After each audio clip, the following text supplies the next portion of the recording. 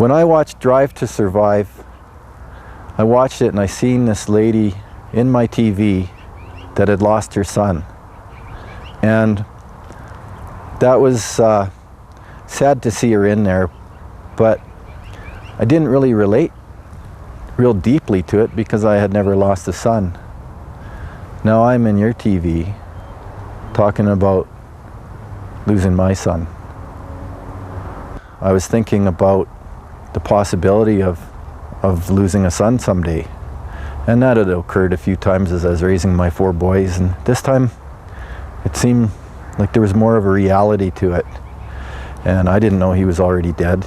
And I pondered that for a few moments. We got a knock on the door, and it was the police. Right away, Carol, she knew what it was. And it was the police, and I knew right away, and I just didn't want it to be Stewie. But they said it was Stewie. I don't know exactly how the accident occurred. He always wore a seatbelt. His friends know that. He had hit a guardrail, and the vehicle had rolled. Stuart was thrown from the vehicle. He was ejected. The vehicle landed on top of him. At that point, he didn't have a seatbelt on because he was ejected from the car. He had head injuries, and yeah, he did freeze to death. He couldn't do anything because the tire was on top of his foot. The medical examiner, they conceded to us that they like to tell the parents what they think they want to hear. And they didn't tell us at first that he froze to death, but then they conceded that he did. But he had head injuries that a lot of people survive with. It could have been just a soft tissue. Stuart just had a beaming smile on his face. He loved everybody. There was no bigotry in his personality or nothing. He treated everybody as an equal. And everybody from 3 towns, anybody Stuart met, he'd always keep in contact with. It was just very special, and it bothers me to this day. It's hard for me. We used to share a room and talk at night, and he used to always get mad at me because I talked too much and asked him too many questions. I love him and I wish he was back. I miss him.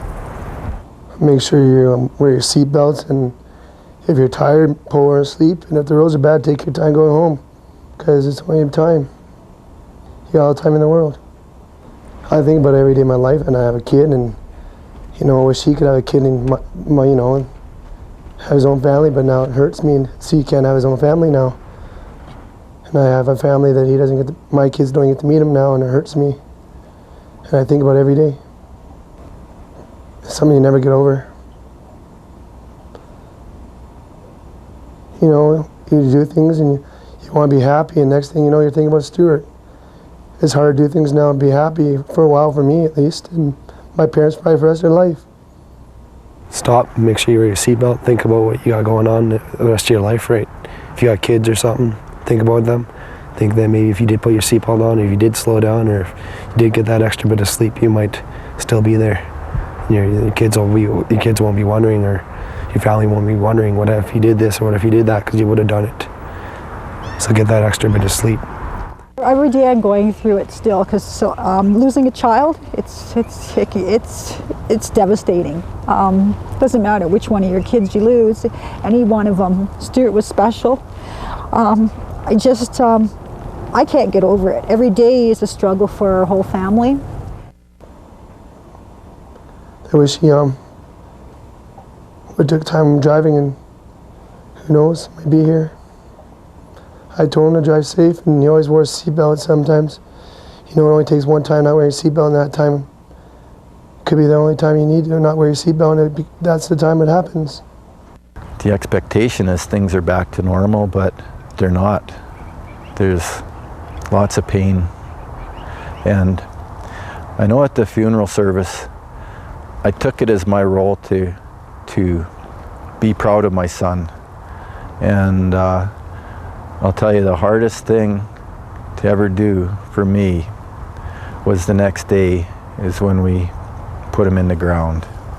I couldn't hold it together. I'll never forget that.